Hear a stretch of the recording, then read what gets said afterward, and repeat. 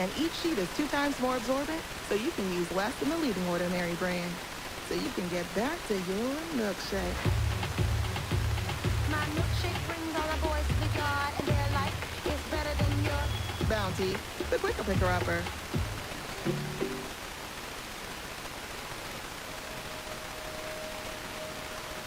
It's no secret that sleep is vital to the overall function of the human body. Not getting enough rest can make a person more prone to infection, obesity, heart disease, and a myriad of other serious health problems. With this in mind, how much sleep would you say you get per night? You may be able to wake up and get going after 5 or 6 hours, but is that enough? The recommended amount for a healthy adult is between 7 to 9 hours per night. And it's not just about the number of hours you get, but the quality of your sleep as well. If you've ever been jet-lagged, you know all too well that departures from a sleep schedule can have some ill effects. This is because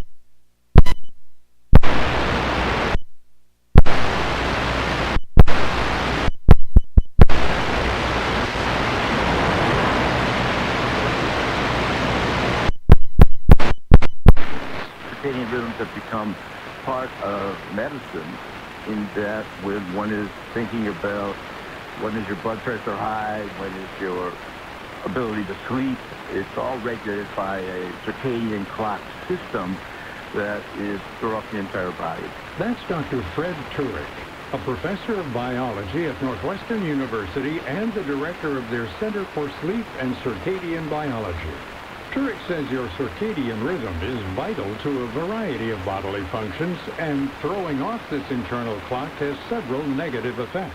People who are working during the nighttime, say from midnight to 8 a.m., and then trying to sleep during the day, have a much higher prevalence of a variety of mental and physical disorders. But what we've learned over the years is that any sort of disruption of our biological clock at the level of the whole organism, meaning all of our biological rhythms, or even at the level of a single tissue or organ, such as the pancreas, it's not properly timed to all the rest of the circadian clocks in the body, then we can have a dysfunction of that particular organ or that particular tissue.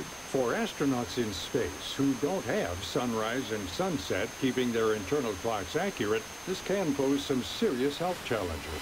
NASA has been very interested and aware of the circadian issues, disrupting circadian rhythms, disrupting sleep, and they've responded over the years such that the astronauts, for example, are given 8 hours of time to sleep, and they're roughly awake about 16 hours, and they're on a very fixed light-dark cycle, even in space, even though they're going around the Earth every 90 minutes, and so their day-night cycle is a 90-minute cycle.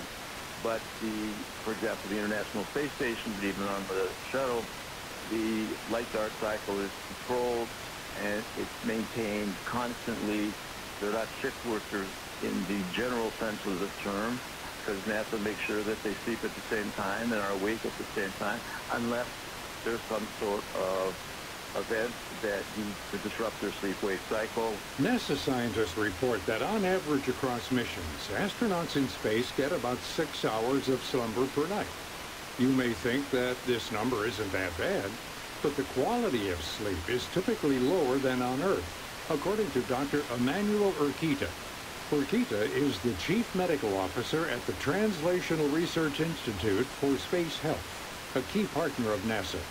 He's also an assistant professor at the Center for Space Medicine at the Baylor College of Medicine. He says that the rapid eye movement phase, the deepest stage of sleep, is drastically reduced while in space. It's during that phase that you get most of the sleep that, brings all of the benefits of sleeping.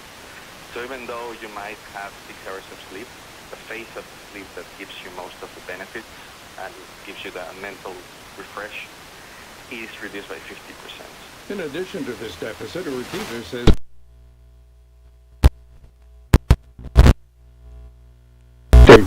have needed sleeping pills to help fall or stay asleep. Along with medications, there are set protocols and routines in place to help signal the body that it's time to rest or wake up. Usually they get waken up with some music that they play from Earth. So they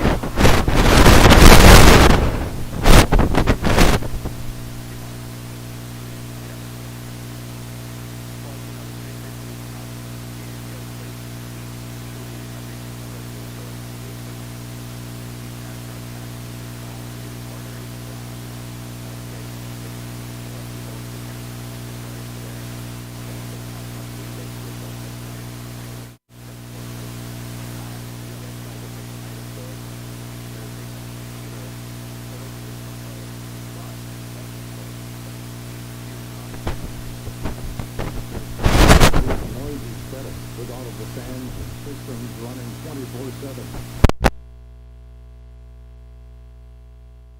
The peculiar feeling of sleeping without gravity. Instead of lying back on a firm mattress topped with lush pillows, they get their rest while floating around in a sleeping bag tethered to a wall. The sleeping bag is really on the wall or the floor or the ceiling. It depends on what part of the station they are. Of course, they don't feel that they are on the sleeping on the ceiling or sleeping on the wall because there's no gravity, right? So there's no sensory motor or proprioception cues. But, it's not what you're used to, right? You're used to sleeping on your side, your front, or your back, but not sleeping technically standing up, right? So that's another thing that they're not, the proprioception cues that you normally get here on Earth when you're sleeping, they're not there in space. In the short term, the comprehensive training and screening that astronauts undergo on Earth help prepare them to still perform even if they feel sleep deprived. NASA is also developing new technologies to help aid sleep, including the development of a headpiece that astronauts could one day wear as they prepare for bed. Imagine this sort of helmet that you would be wearing, or headband, and they're resonating at a very specific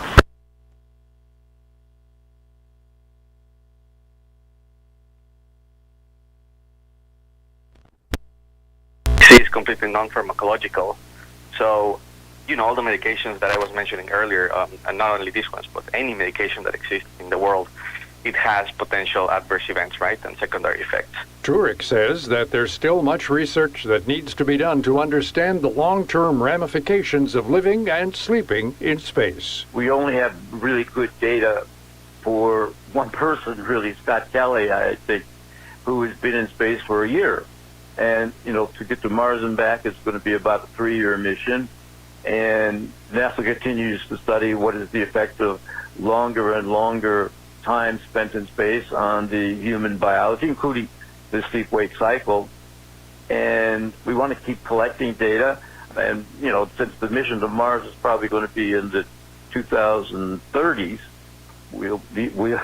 NASA, and I'll call it NASA, will be continuing to monitor the microbiota, the circadian rhythms, the sleep-wake cycle of individuals who are in space for long periods of time. We do know that sleep is vital to each and every human, whether you're hitting the pillow while on Earth or in space. You can learn more about this topic and our guests